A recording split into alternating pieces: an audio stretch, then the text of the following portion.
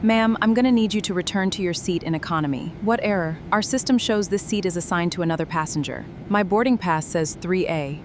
Ma'am, this isn't a request. Then what is it? You need to move while we investigate. Show me the other passenger's boarding pass.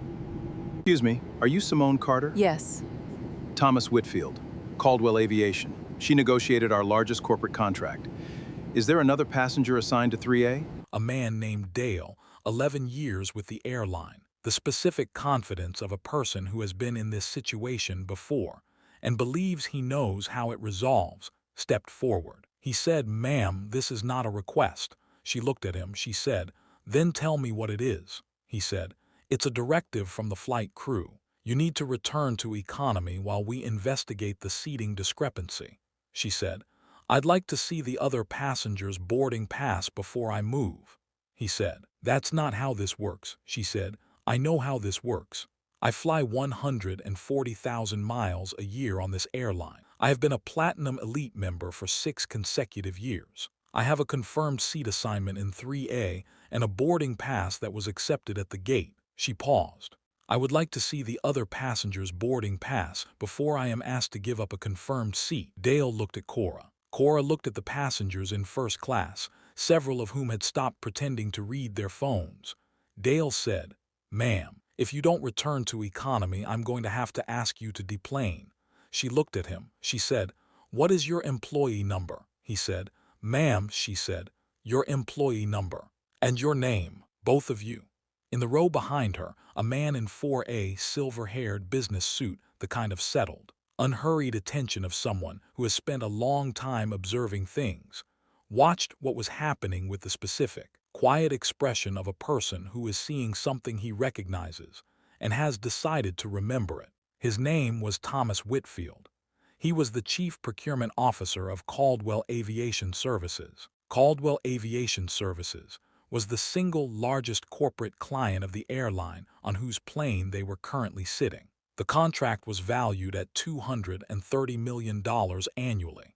The woman in seat 3A was the reason that contract existed. And in 72 hours, in a boardroom in Atlanta, the airline's executive team would understand exactly what had happened on this plane, and exactly who had been in seat 3A, and exactly what it meant. Stay with this story. Subscribe, because what happens in that boardroom is not what Dale and Cora anticipated when they asked her to move, and it is not something the airline was prepared for. But to understand the boardroom, you have to understand the woman, not what they saw when they looked at seat 3A, who she actually was. The airline was Meridian Air, a mid-size carrier based in Atlanta that operated primarily in the southeastern United States with a growing presence in the Northeast Corridor.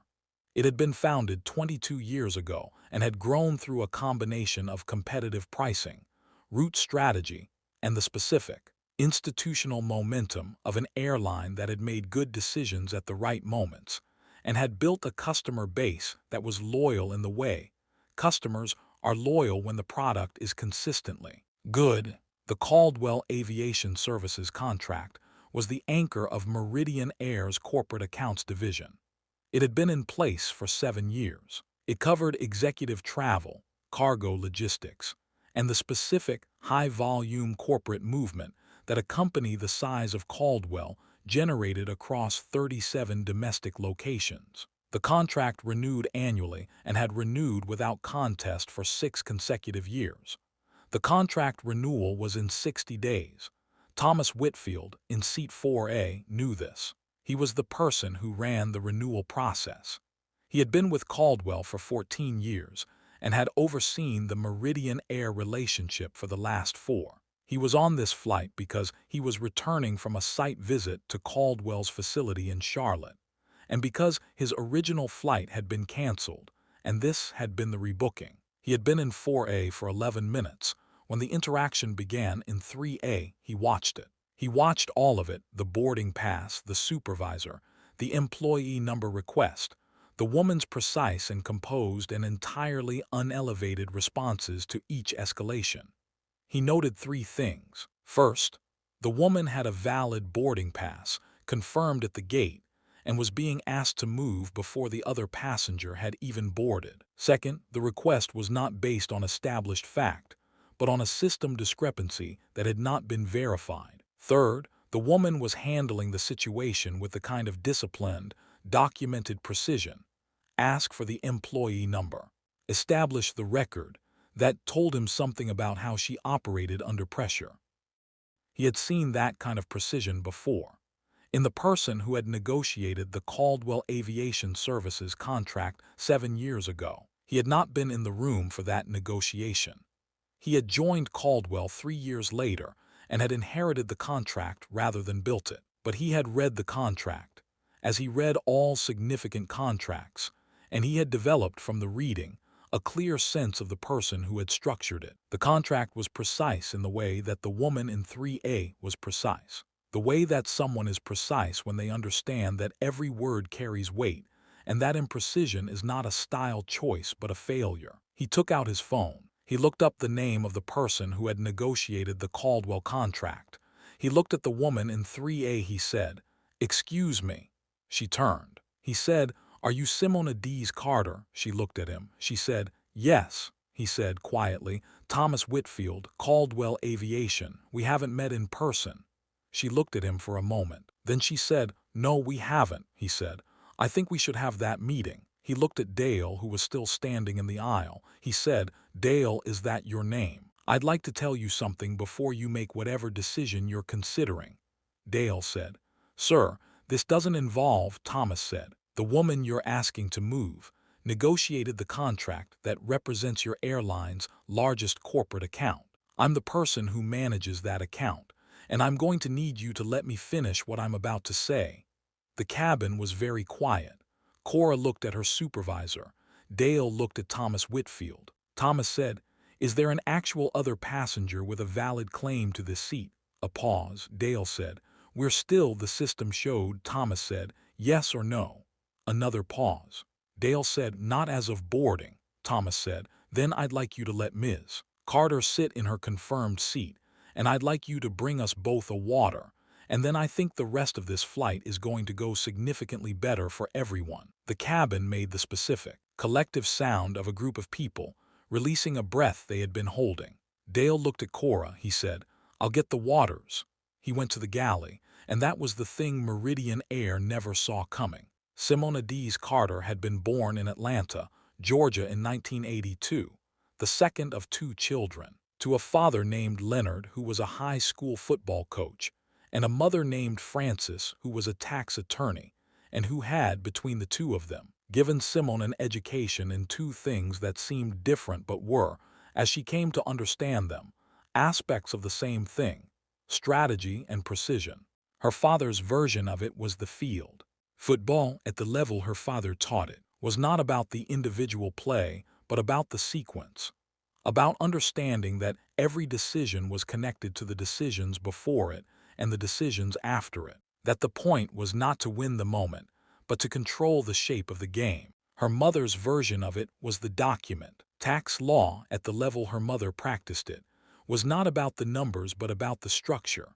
About understanding that the numbers were the output of decisions made in language, and that the language could be constructed more or less precisely, and that precision was the only acceptable standard. Simone had absorbed both. She had studied finance at Emory and business law at Georgetown. She had spent 4 years at a commercial real estate firm that had given her the specific, practical education of watching large transactions be constructed piece by piece from the decisions made in each document and each conversation and each decision about which word to use and which to avoid. She had left the firm at 30 to start her own company.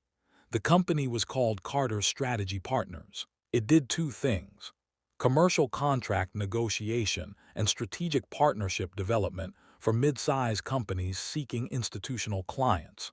It was, by any measure, a specific and unusual business. Most people in her field were either lawyers or consultants, and she was neither and both, which was disorienting to people who needed a category and clarifying to the clients who found her, which was how the best clients tended to arrive. The Caldwell Aviation Services relationship had come to her in the third year of Carter Strategy Partners' existence. The CFO of a company she had worked with the previous year had mentioned her name to the then head of procurement at Caldwell, who had called her on a Tuesday and described what they were trying to accomplish with their travel and logistics spending. She had spent 3 months understanding the problem before she proposed a solution. The solution involved restructuring the way Caldwell's corporate travel was categorized for tax and reporting purposes, identifying the carriers whose route networks and capacity matched Caldwell's actual usage patterns rather than their theoretical ones, and structuring a contract that created incentives for the carrier to perform at the level Caldwell's volume warranted rather than the level a standard corporate account received. She had identified Meridian Air as the right carrier 18 months before she approached them. She had negotiated the contract over 6 months. The contract had been, by the assessment of Caldwell's CFO at the time, the best corporate travel contract in the company's history, saving them 11% annually compared to their previous arrangement, while improving service levels across 17 metrics. She had renewed it twice in the years since, each time navigating the renewal with the same precision she had brought to the original. She flew Meridian Air 140,000 miles a year, not by choice, by contract. The contract required it. She had been in seat 3A because 3A was her seat. She had been asked to leave it because of a system discrepancy that had not been verified and an assumption about the person in the seat that the crew had not examined. She had not raised her voice. She had asked for the employee number. She had noted the interaction. She had made a decision on the plane that she did not describe to Thomas Whitfield, who was sitting 1 row behind her and who had intervened with his own authority before hers had become necessary. She had made the decision anyway.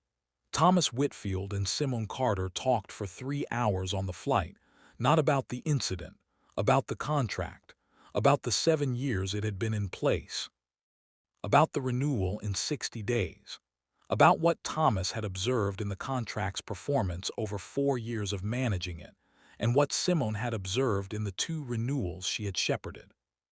The conversation was the kind that happens between 2 people who are both very good at the same thing and have not previously had the opportunity to compare notes. It was efficient and specific, and it moved quickly through the surface of things to the structural questions underneath. By the time the plane landed, they had agreed to meet in Atlanta the following week. Thomas said as they deplaned, "Simone, I want to ask you something directly," she said. "Ask," he said. "What happened on this plane tonight? Are you going to do something with it?" She said. "Yes," he said. "What?" she said. "I'm going to write a letter to the airline's executive team describing what happened, specifically with the employee numbers I requested and the timeline and the exact sequence of what was said." He said. "And then," she said, "and then I'll see what they do with it," he said. "And if they don't do anything," she said, "then I'll know what I need to know about who I'm in a contract with," he said. "The renewal is in 60 days, she said. "I know," he said. "I want to be in the room when you send the letter." She looked at him. He said, "Not to add weight to it, to be a witness. I was there."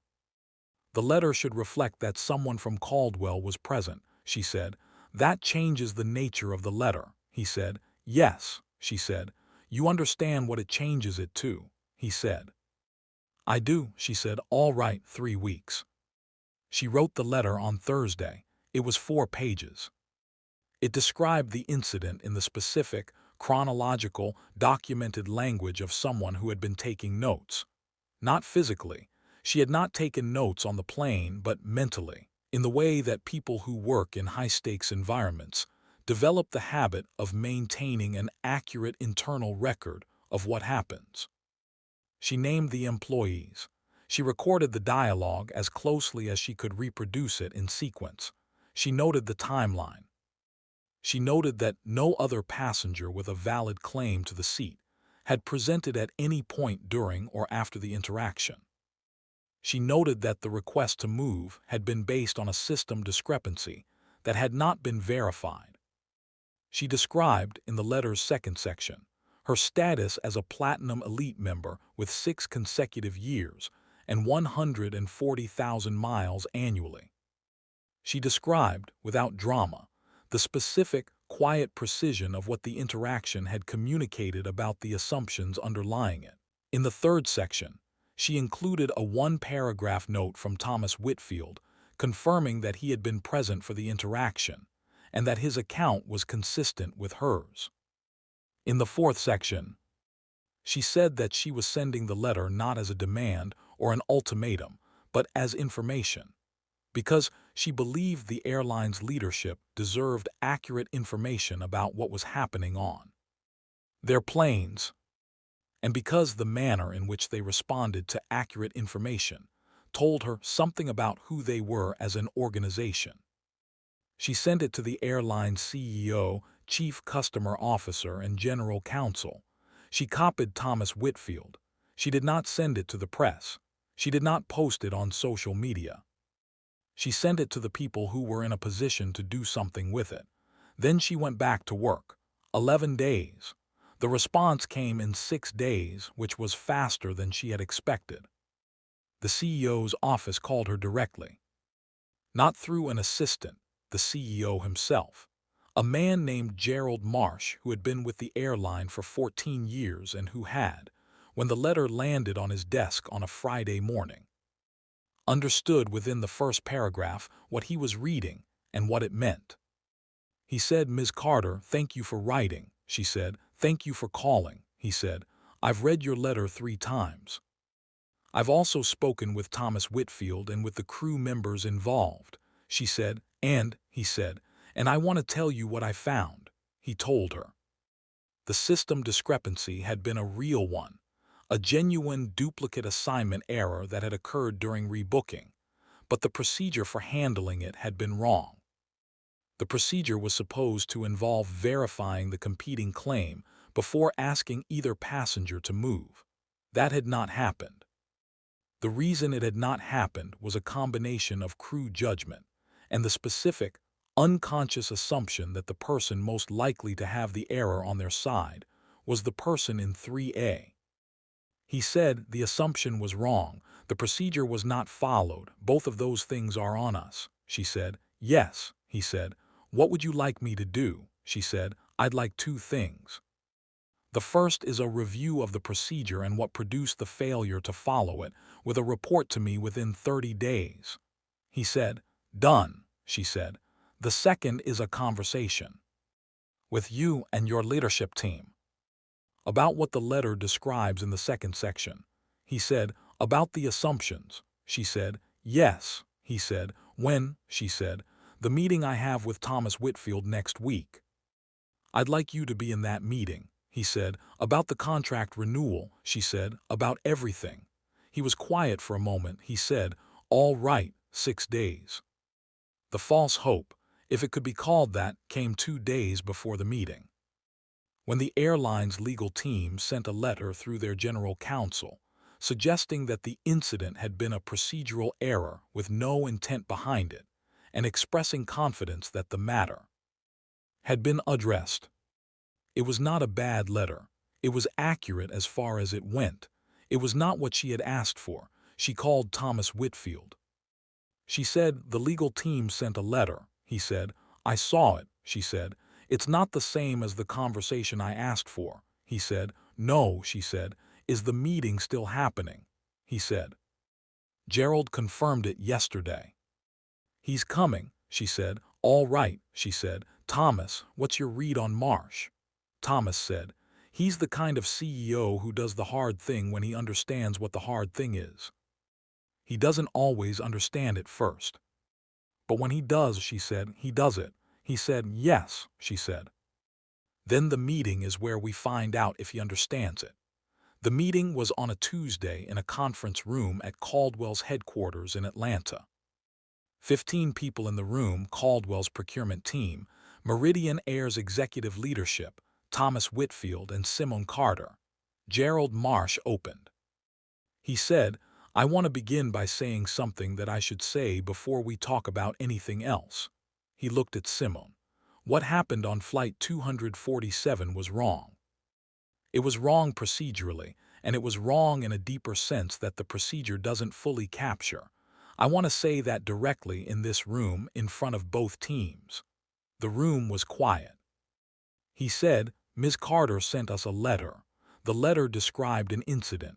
It also described an assumption, the assumption that produced the incident. I've spent a week thinking about that assumption, about where it lives in our organization, about how many times it has produced outcomes that nobody wrote a letter about because the person in the seat didn't have the relationship that Ms. Carter has, he said. That's the conversation I want to have today, not just about this incident, about the assumption. Simone looked at him. She said, I appreciate that. Let me tell you what I'd like the conversation to produce. She walked them through it. Not the incident, she had covered the incident in the letter. She walked them through what she wanted from the airline going forward. A specific review of crew training on the assumption question. A reporting mechanism for customers who encountered the assumption in any form, and a standing quarterly review meeting between her office and the airline's customer experience team to track outcomes. She said, I'm not asking for these things as conditions of the contract renewal. The contract renewal is a separate conversation, Gerald said. Then why are you asking for them? She said. Because I fly 140,000 miles a year on your airline. Because I have been doing this for 7 years. Because I believe in the route network and the on-time performance and the service model. She paused. And because what happened on Flight 247 is not consistent with what I believe about you. And I'm giving you the opportunity to confirm that I'm right about what I believe. Gerald Marsh looked at her for a long moment. He said, those are not conditions of renewal. She said, no, he said, but they're what you're asking for. She said, yes, he said, then we'll do them, he said. Now let's talk about the renewal. The contract renewed. Not on the same terms, on better ones. The renegotiation had been scheduled for 60 days out and had been moved up as a result of the meeting, and the conversation in the meeting had produced, in both parties, a clearer understanding of what each was bringing to the relationship and what each needed from it. The new contract was structured for 3 years rather than 1.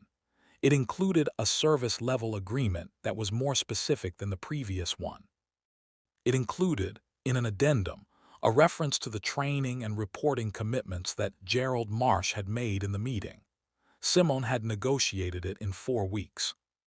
Thomas Whitfield had been in every session. After the signing, Thomas had said, that was the best negotiation I've witnessed in 14 years. Simone had said, the letter helped, he had said, the letter was good. But the meeting was the thing, she had said. The meeting worked because he understood what the conversation was actually about. Thomas had said, how did you know he would? She had said. I didn't. That's why I asked for the meeting instead of walking. He had looked at her. She had said, walking is easy. Having the conversation is harder and more useful, he had said. You could have walked, she had said. Yes, he had said. Why didn't you? She had said. Because the contract is good. The airline is good. And one crew's bad decision on a Tuesday night doesn't have to define a 7-year relationship, she had said. It also doesn't get to disappear without being named, he had said. No, she had said, both things, he had said, both things. The review report arrived 28 days after the meeting. She read it at her desk. It was 11 pages. It described the crew training review, the specific gap that had been identified in the procedure for duplicate seating assignments, and the changes that had been made. It included a section on the broader assumption question that was honest in the way she had hoped it would be, not defensive, but genuine.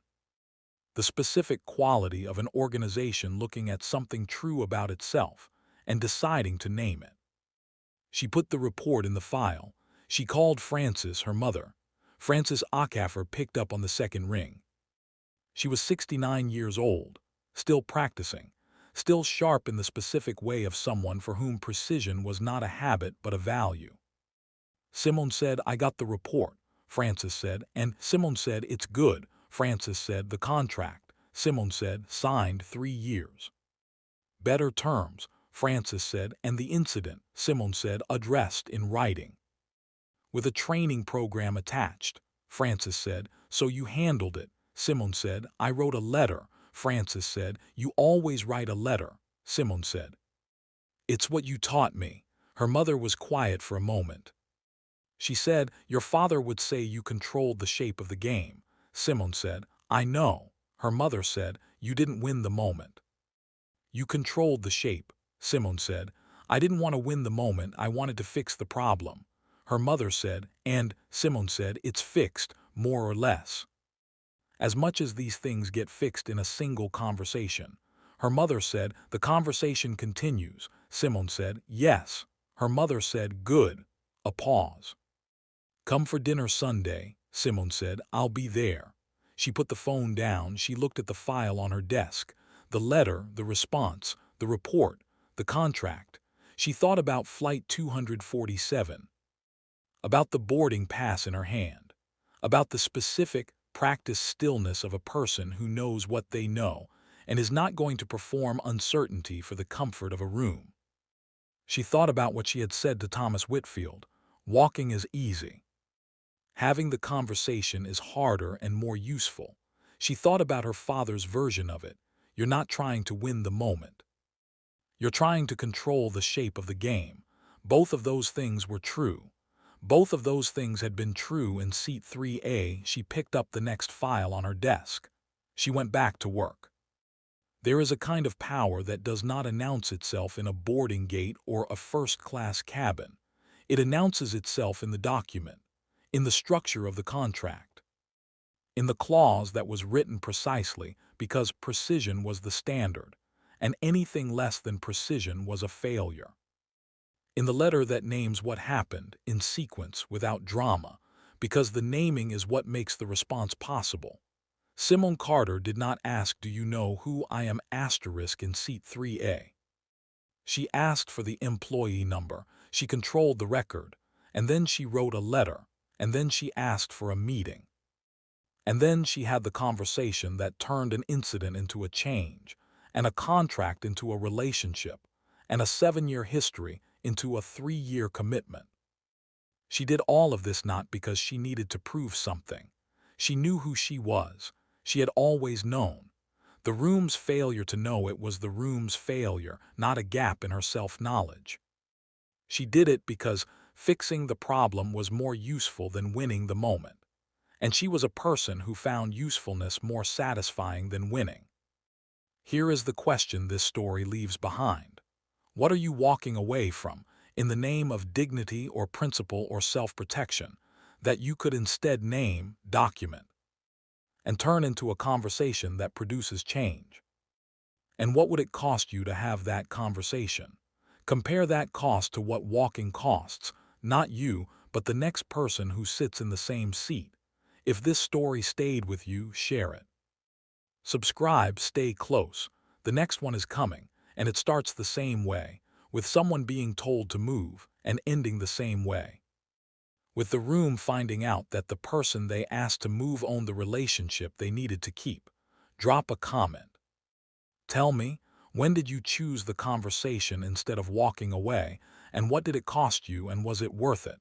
Let that answer sit with you, because everybody deserves to be seen.